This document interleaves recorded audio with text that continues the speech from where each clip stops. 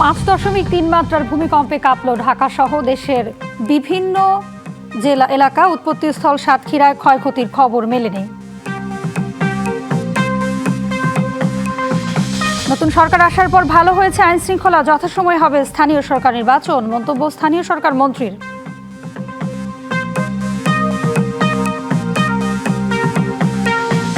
বিঘ্নিত হচ্ছে সাধারণ মানুষের নিরাপত্তা, সরকারি দলের নেতাদের কথাবার্তা উস্কে দিচ্ছে অপরাধ, দাবি বিরোধী দলীয় নেতার।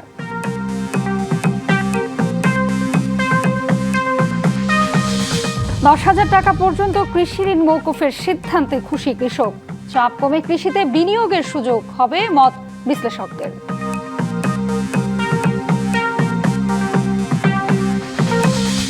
রাজধানীতে সবজি ও মুরগির দামে স্বস্তি, শসা, লেবু, বেগুনের বাজার এখনো চড়া, দর বেড়েছে ঈদে বেশি চাহিদা থাকা পণ্যের।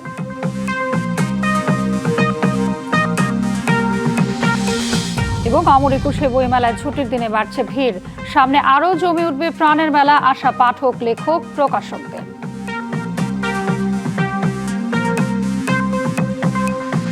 ভূমিকম্পে আবারও কেঁপে উঠল রাজধানী সহ দেশের বিভিন্ন স্থান। মার্কিন ভূতাত্ত্বিক জরিপ সংস্থা বলছে রিক্টার স্কেলের মাত্রা ছিল 5.3।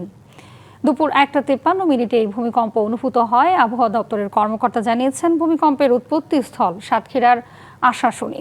তাৎক্ষণিকভাবে কোনো ক্ষয়ক্ষতির খবর পাওয়া যায়নি। ঢাকার বাইরে খুলনা, যশোর, বরিশালে ভূমিকম্প অনুভূত হওয়ার খবর পাওয়া গেছে। ভূমিকম্প অনুভূত হওয়ার পর অনেকেই ঘরের বাইরে বের হয়ে আসে। একই সময়ে পশ্চিমবঙ্গের কলকাতা সহ রাজ্যের বিভিন্ন জেলায় ভূমিকম্প অনুভূত হয়। তবে ভূমিকম্পে ভারতীয় গণমাধ্যমগুলো কোনো হতাহতের খবর দেয়নি। গত পরশু থেকেই বেশ কয়েকবার ভূমিকম্পে কেঁপে ওঠে সারা দেশ। রমজানের মাঝেও ছুটির দিনে মন্ত্রীরা দেশের বিভিন্ন প্রান্তে গিয়ে দিচ্ছেন নানা আশ্বাস। বলছেন মানুষের উন্নয়নে কাজ করছেন তারা। নতুন সরকার দায়িত্ব নেওয়ার পর আইন শৃঙ্খলা পরিস্থিতি ভালো রয়েছে বলেও মন্তব্য করেন তারা। এছাড়া দুর্নীতি, মাদক, সন্ত্রাস ও চাঁদাবাজ মুক্ত সমাজ প্রতিষ্ঠা করতে নিরলসভাবে কাজ করার কথাও জানান মন্ত্রীরা। ছুটির দিনে দেশের বিভিন্ন এলাকায় নতুন মন্ত্রী প্রতিমন্ত্রীরা বলছেন বিভিন্ন পরিকল্পনার কথা। ঠাকুরগাঁওয়ে হাজীপাড়া হাফেজিয়া মাদ্রাসার নতুন ভবনের উদ্বোধন শেষে স্থানীয় সরকার মন্ত্রী মির্জা ফখরুল ইসলাম আলমগীর বলেন, নতুন সরকার দায়িত্ব নেওয়ার পর আইন শৃঙ্খলা পরিস্থিতি ভালো রয়েছে। স্বরাষ্ট্রমন্ত্রী যেটা বলেছেন সেটাই হবে, এবং যেহেতু তদন্ত হয়েছে তারপরে যদি প্রয়োজন হয় তদন্ত হবে। এখন তো এটা মূলত তো আপনার আদালতে আছে। রাজশাহীতে ছুটির দিনে সকালে স্থানীয় নেতাকর্মীদের সাথে মতবিনিময় করেন ভূমিমন্ত্রী মিজানুর রহমান মিনু। বলেন, জমি সংক্রান্ত সমস্যার সমাধানে ওয়ান স্টপ সেন্টার চালুর কথা ভাবছে সরকার। জনগণ যে ভোগান্তির শিকার হয় সারা বাংলাদেশে, তা থেকে কীভাবে মুক্ত করা যায়। পৃথিবীর অন্যান্য দেশের মধ্যে ভূমি ব্যবস্থায় ওয়ান স্টপ সেন্টার, যেটাতে যার জমি যার সমস্যা ও বলবে, এবং সেখান থেকে তাকে আর 5-6টা ধাপ আর যেতে হবে না। সুনামগঞ্জের ধর্মপাশা উপজেলায় ফসল রক্ষা বাঁধ পরিদর্শন করেন পানি সম্পদ মন্ত্রী। বলেন, ভবিষ্যতে বাঁধ নির্মাণে আর দুর্নীতি হবে না। প্রতি বছর যেন এই কাজগুলা খুব সুন্দরভাবে হয় এবং সম্পূর্ণভাবে দুর্নীতিমুক্ত আমাদের এই অঞ্চলটা যেন থাকে, সেই দিকে আমাদের সবচেয়ে বেশি নজর। টাঙ্গাইলের ডাক, টেলিযোগাযোগ ও তথ্য প্রযুক্তি মন্ত্রী বলেন, ঘরে ঘরে ইন্টারনেট পৌঁছে দিতে কাজ করছেন তারা। আমরা অনেক জব ক্রিয়েট করতে চাই এবং ইন্টারনেটটা আমরা ঘরে ঘরে পৌঁছে দিতে চাই। কদিন আগেই আমাদের মাননীয় প্রধানমন্ত্রী আমাদের ইনস্ট্রাকশন দিয়েছেন। মাগুরায় সংস্কৃতি মন্ত্রী নিতাই রায়চৌধুরী বলেন, বেকার সমস্যার সমাধান ও উৎপাদনমুখী শিল্প বৃদ্ধি সরকারের মূল লক্ষ্য। চাঁদাবাজি, দুর্নীতি, ডাকাতি, চাঁদাবাজি, দুর্নীতি, মাদক ব্যবসা, মাদক পাচার এবং মাদক সেবন, এগুলোকে আমরা সম্পূর্ণরূপে আমরা নির্মূল করতে চাই। রাঙামাটিতে মন্ত্রী দীপেন দেওয়ান বলেন, 180 দিনের কর্মসূচিতে চমক থাকবে। পার্বত্য অঞ্চলে আমরা 80 দিনের প্রোগ্রাম করলাম। 180 দিনের মধ্যে এখানে সুষম উন্নয়ন সহ সমস্ত প্রোগ্রাম এমন উন্নয়ন করে আপনার চমক হিসাবে দেখতে পাবেন। লক্ষ্মীপুরে প্রধানমন্ত্রীর জনপ্রশাসন মন্ত্রণালয়ের উপদেষ্টা মোহাম্মদ ইসমাইল জবিউল্লাহ বলেন, প্রধানমন্ত্রীর পরিকল্পনার প্রতিফলন দ্রুতই দেখতে পারবে জনগণ। জামালপুরে বেসরকারি বিমান ও পর্যটন প্রতিমন্ত্রী বলেন, বিগত সরকারের সময়ে বন্ধ থাকা বিমানবন্দরগুলো চালুর উদ্যোগ নেওয়া হচ্ছে। এদিকে জয়পুরহাটে জনপ্রশাসন প্রতিমন্ত্রী বলেন, দুর্নীতি, মাদক, সন্ত্রাস ও চাঁদাবাজ মুক্ত সমাজ প্রতিষ্ঠা করার লক্ষ্যে নিরলসভাবে কাজ করে যাচ্ছে সরকার। লিখনকান্তি ভৌমিক, ডিবিসি নিউজ ডেস্ক। সাধারণ মানুষের নিরাপত্তা ব্যাপকভাবে বিঘ্নিত হচ্ছে। সরকারি দলের নেতাদের কথাবার্তা উস্কে দিচ্ছে অপরাধ, এমন মন্তব্য করেছেন জামায়াতের আমির ডাক্তার শফিকুর রহমান। সিলেটে জুমার নামাজের পর সাংবাদিকদের তিনি কথা বলেন। এ সময় আমির আরও বলেন, সরকার দলীয় কেউ যাতে এসব অপরাধের দায় দায়িত্ব না নিয়ে অপরাধীদের পাশে না দাঁড়ায়, তাহলে অপরাধ দূর করা সম্ভব নয়। তার সদিচ্ছার পরিচয় দিলেই সমাজ ভালো হবে। সরকারকে যথাযথ মনোযোগ দেওয়ার আহ্বান জানিয়ে তিনি দায়িত্ব জ্ঞানহীন কাণ্ড কারখানা চলতে থাকলে দেশ ভালোর দিকে কিভাবে যাবে প্রশ্ন রাখেন বিরোধী দলীয় নেতা। মানুষের জীবনের নিরাপত্তা দারুণভাবে বিঘ্নিত হচ্ছে। আমরা সরকারকে দৃষ্টি আকর্ষণ করব যে এইদিকে সরকার যেন যথাযথ মনোযোগ দেন এবং বিশেষ করে সরকার দলীয় কেউ যেন এই সমস্ত অপরাধের দায় দায়িত্ব না নিয়ে অপরাধীদের পাশে না দাঁড়ান। যদি অপরাধীদের পাশে সরকারি দলের লোকরা দাঁড়ানো শুরু করেন তাহলে এই সমাজ থেকে অপরাধ দূর করা একেবারেই অসম্ভব। ঝিনাইদহের কালীগঞ্জে বিএনপি দলীয় কার্যালয়ে নেতাকর্মীদের দুপক্ষের সংঘর্ষে 2 পুলিশ সহ 12 জন আহত হয়েছে। দুপুর 12টার দিকে কালীগঞ্জ থানা মোড়ে এই সংঘর্ষের ঘটনা ঘটে। পুলিশ ও স্থানীয়রা জানায়, ঝিনাইদহ 4 আসনে পরাজিত ধানের শীষের প্রার্থীরা দলীয় কার্যালয়ে রাশেদ খানের উপস্থিতিতে মহারাজপুর ইউনিয়নের বিএনপি নেতাকর্মীদের নিয়ে সভা চালাচ্ছিল। হঠাৎ করে তাদের তর্ক বিতর্কের এক পর্যায়ে হাতাহাতি ও সংঘর্ষ শুরু হয়। সংঘর্ষ থামাতে গেলে 2 পুলিশ কনস্টেবল সহ 12 বিএনপি নেতাকর্মী আহত হয়। এই ঘটনার পর থেকে টান টান উত্তেজনা বিরাজ করছে। 10,000 টাকা পর্যন্ত কৃষি ঋণ সুদসহ মওকুফের সিদ্ধান্তে খুশি কৃষক। সরকারের এমন উদ্যোগকে স্বাগত জানিয়ে অর্থনীতি বিশ্লেষকরা বলছেন, এতে কৃষকের আর্থিক চাপ যেমন একদিকে কমবে, আবার চাষাবাদে বিনিয়োগের সুযোগও বাড়বে, যা সামগ্রিকভাবে গ্রামীণ অর্থনীতির গতি বাড়াবে। নিরঙ্কুশ জয় 2 দশক পর ক্ষমতায় এসে নির্বাচনী ইস্তেহার অনুযায়ী নানা পদক্ষেপ নিচ্ছে বিএনপি সরকার, যার একটি শস্য, ফসল, মৎস্য ও পশুপালন খাতে 10,000 টাকা পর্যন্ত কৃষি ঋণ সুদসহ মওকুফ। বৃহস্পতিবার মন্ত্রিসভার বৈঠকে এ অনুমোদন দেয়া হয়। সরকার বলছে, এই সিদ্ধান্তে প্রায় 12 লাখ কৃষক সরাসরি উপকৃত হবেন। ক্ষুদ্র ও প্রান্তিক কৃষক ঋণের দায়মুক্তি হয়ে নতুন করে উৎপাদনে মনোনিবেশ করতে পারবেন। সুদসহ এ পাওনার পরিমাণ প্রায় 1,550 কোটি টাকা। সুদসহ কৃষি ঋণ মওকুফের সিদ্ধান্তে খুশি কৃষক। সার কীটনাশকের দাম কমানোর বিষয়েও ইতিবাচক পদক্ষেপ চান তারা।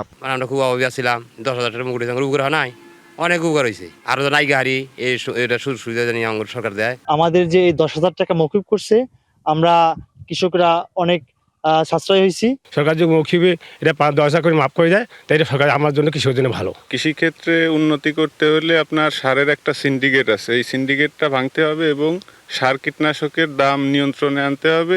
এ পদক্ষেপের সুফল দেখছেন বিশ্লেষকরাও। তারা মনে করেন, এটি সুফলভোগী কৃষকের তাৎক্ষণিক আর্থিক চাপ কমাবে, আবার চাষাবাদে বিনিয়োগের সুযোগ দেবে।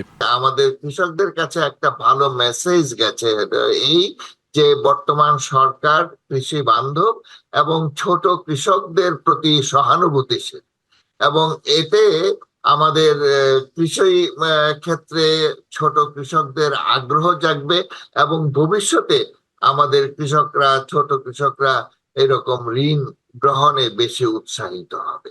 এর আগে 1991 থেকে 1996 মেয়াদে 5,000 টাকা পর্যন্ত কৃষি ঋণের সুদ ও আসল মওকুফ করেছিল তৎকালীন বিএনপি সরকার। লিখনকান্তি ভৌমিক, ডিবিসি নিউজ ডেস্ক। চাহিদা কমায় রাজধানীর বাজারে দাম কমেছে সবজি ও মুরগির।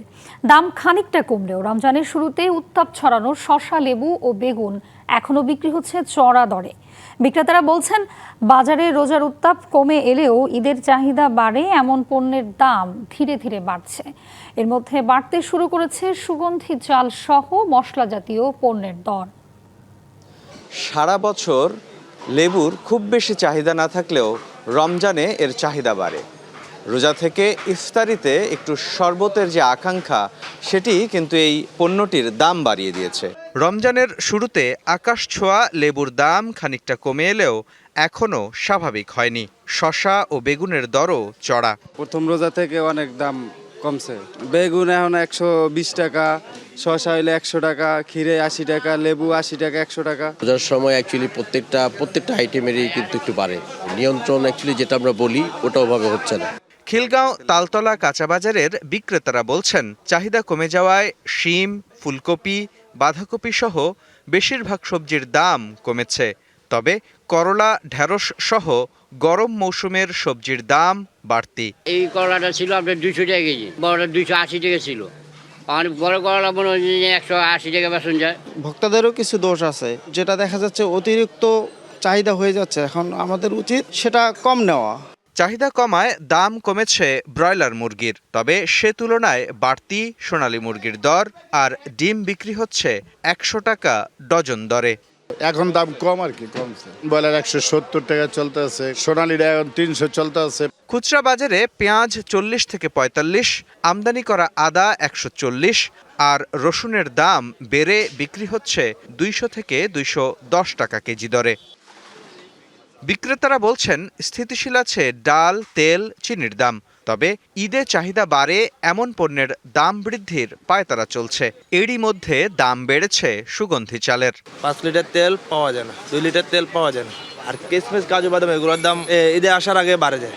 বিশেষ করে পোলাও চালের প্যাকেটের দাম বাড়তে, একটা প্যাকেটে আপনার 30টা বাড়ছে, 25টা বাড়ছে। যে সাপ্লাই চেইন ম্যানেজমেন্টটা যদি ঠিক থাকে এবং বাজার মনিটরিংটা যদি ঠিক থাকে তাহলে এটা সম্ভব আর কি। বাজারে খাসির মাংস 1300 আর গরুর মাংস বিক্রি হচ্ছে 750 থেকে 800 টাকা কেজি দরে। মুস্তফা মাহবুব, ডিবিসি নিউজ, ঢাকা। অমর একুশে বইমেলায় শিশুদের জন্য আলাদা আকর্ষণ শিশু প্রহর। নতুন প্রজন্মকে বইয়ের প্রতি আগ্রহী করে তুলতে প্রতি বছরের মতন এবারও আয়োজন করা হয়েছে এই বিশেষ সময়ের। গল্প ছড়া আর আনন্দ ঘন পরিবেশে ছোটদের অংশগ্রহণে সকাল থেকেই মুখর বইমেলা প্রাঙ্গণ। কি জানে না কেউ, কে বলেছে ভাই? বইয়ের সঙ্গে বন্ধুত্ব গড়ে তুলতেই মায়ের হাত ধরে সকালে বইমেলায় এসেছে ছোট্ট মুগ্ধতা। ছবি আঁকা আর কবিতা আবৃত্তিতেই আজ তার বইমেলা ঘুরে দেখার আনন্দ। আমি এঁকেছি 21শে ফেব্রুয়ারির জন্য শহীদ মিনার আর বাংলাদেশের পতাকা আর একটা বাড়ি। বোন ও মায়ের সঙ্গে বইমেলার আনন্দ ভাগাভাগি করছে মিরপুরের উর্শি ও আশি। আঁকাআঁকি আর পছন্দের বই কেনার পরিকল্পনায় সারাদিন মেলায় কাটানোর ইচ্ছে তাদের। মার সাথে এসেছি, বোনের সাথে এসেছি, খুব ভালো লাগছে। তো আজকে হচ্ছে আমার এখানে মেন আসার কারণ হচ্ছে ড্রয়িং প্রতিযোগিতার জন্য। আঁকাআঁকির পাশাপাশি বাংলা একাডেমির ডক্টর শহীদুল্লাহ ভবনে ছিল শিশুদের আবৃত্তির আসর। কেউ খুঁজছে নতুন গল্প, কেউ আবার প্রিয় চরিত্রের বই। পঞ্চম শ্রেণীর শিক্ষার্থী মিমি নিজের পছন্দের লেখকের বই খুঁজে ও কিনে বেশ উচ্ছ্বসিত। আমার পছন্দের কবি হচ্ছে রবীন্দ্রনাথ ঠাকুর আর কাজী নজরুল ইসলাম। আমার ওনাদের বই পড়তে অনেক ভালো লাগে। অবশ্যই আমি কবিতার বই বা রূপকথার বইগুলো কিনি। তবে এবারে শিশু প্রহরে সিসিমপুর না থাকায় কিছুটা হতাশ ছোট্ট শিশুরা। ফেব্রুয়ারির প্রত্যেকটা শুক্রবার এসে শিশু প্রহর দেখতাম, সিসিমপুরটা অনেক মিস করছি। অভিভাবকদের প্রত্যাশা শিশুদের জন্য আরো বড় পরিসরে আয়োজন করা হলে বইমেলা হয়ে উঠবে শিক্ষা ও আনন্দের কেন্দ্রবিন্দু। মাঠ কম, খেলার জায়গা কম, ওরা বাসার ভিতরে বদ্ধ জায়গায় বড় হচ্ছে। আমরা যেরকম খোলামেলা পরিবেশে বড় হয়েছি সেই সুযোগটা আমরা ওদেরকে আসলে দিতে পারছি না। এ কারণেই নিয়ে আসা। শৈশবেই যদি বইয়ের সঙ্গে বন্ধুত্ব গড়ে ওঠে তবেই তৈরি হয় আগামী দিনের সচেতন পাঠক। আর সেই ভাবনা থেকেই অমর একুশে বইমেলার শিশু প্রহর, যেখানে বই আর আনন্দ মিলে তৈরি করে ছোটদের নিজস্ব এক রঙিন জগৎ। Manjuma Afroz Nilima, DBC news, Dhaka.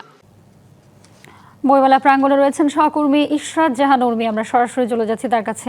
উর্মি, আজ তো সাপ্তাহিক ছুটির দিন এবং সেই সঙ্গে শিশু প্রহর বাড়তি আয়োজন ছিল। সব মিলিয়ে এই মুহূর্তে বইমেলার আয়োজন কেমন দেখছেন এবং ক্রেতা দর্শনার্থী কেমন দেখছেন?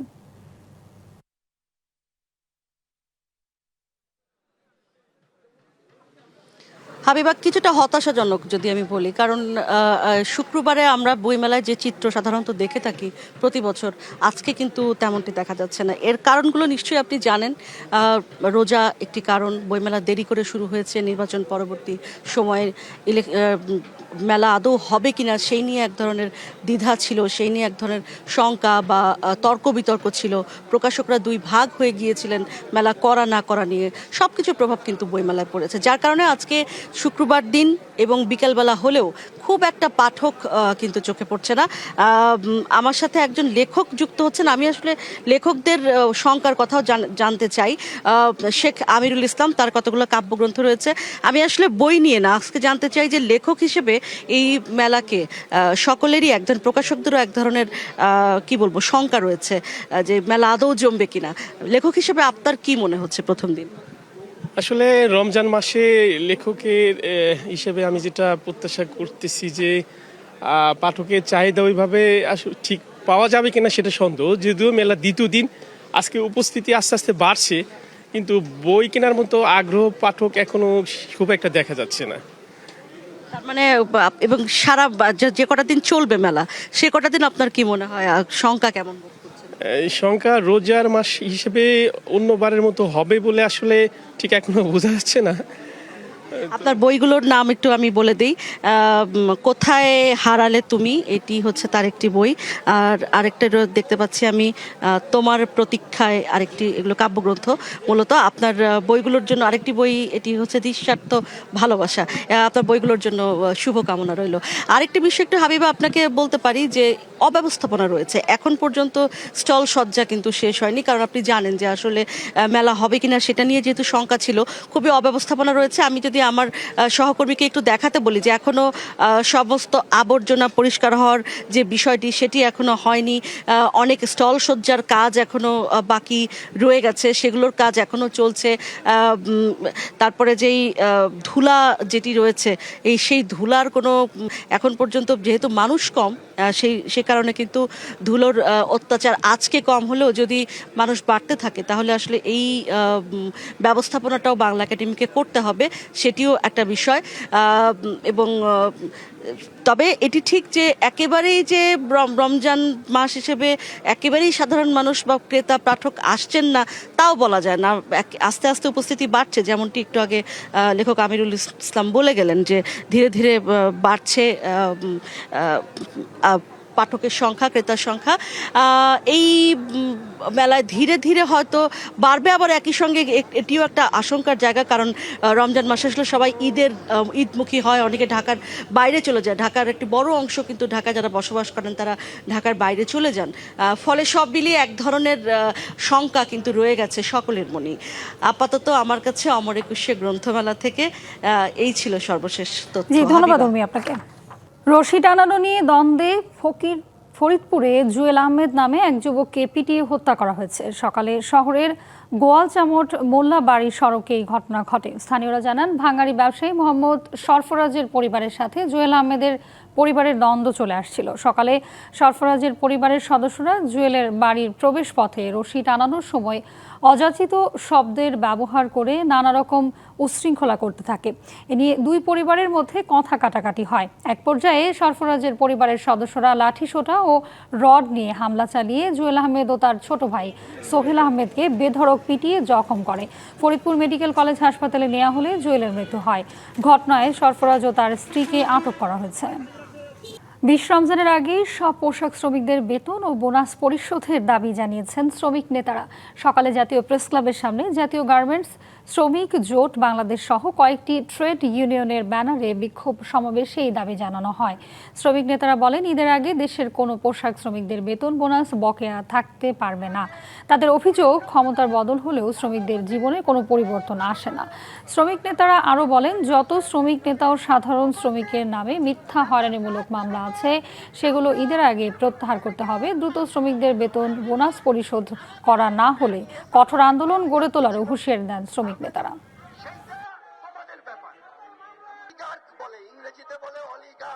20 রমজানের ভিতরে গার্মেন্টস শ্রমিকদের বেতন বোনাস সহ বকেয়া মজুরি পরিশোধ করার জন্য আমরা আজকের এই মানববন্ধন থেকে দাবি করা হয়েছে। শ্রমিকদেরকে যে কোনো মূল্যে তাদের বকেয়া বোনাস এবং তাদের মজুরিগুলো পরিশোধ করতে হবে। টাকা নয়, দিনে একটি ভালো কাজ করলেই মিলছে খাবার। এভাবেই ছিন্নমূল মানুষকে বিনামূল্যে খাওয়াচ্ছেন স্বেচ্ছাসেবী সংগঠন ভালো কাজের হোটেল। রমজানেও পিছিয়ে নেই তারা। রাজধানীতে প্রতিদিন 7,000 মানুষকে দেয়া হচ্ছে ইফতার। ঢাকার বাইরে 5 জেলায় চলছে তাদের এই কার্যক্রম।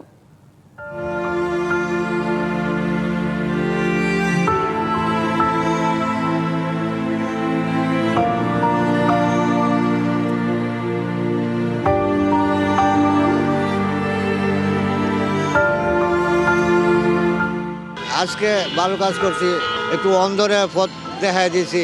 দাম বলতে মাত্রই দুটি প্রশ্ন, উত্তরে মিলবে পেট পুড়ে খাবার। জবাব না দিলেও সমস্যা নেই, রাখতে পারেন বাকি। শুধু কথা দিতে হবে পরের দিন করবেন দুটো ভালো কাজ। কারো ক্ষতি করি না, এটি ভালো কাজ। ব্যতিক্রমী এই হোটেলে নেই ক্যাশ কাউন্টারের হিসেব নিকেশ, জাঁকজমকপূর্ণ টেবিল কিংবা বয়, আছে শুধু রাস্তার পাশে লেখা ভালো কাজের হোটেল। রাজধানীর একদল তরুণের ভাবনাতেই এই উদ্যোগের শুরুটা 2009 সালে। সে সময় সপ্তাহে খাওয়ানো হতো, আর এখন প্রতিদিন ঢাকার 16টি স্থানে আয়োজন করা হয় প্রায় 5 থেকে 7,000 মানুষের খাবার।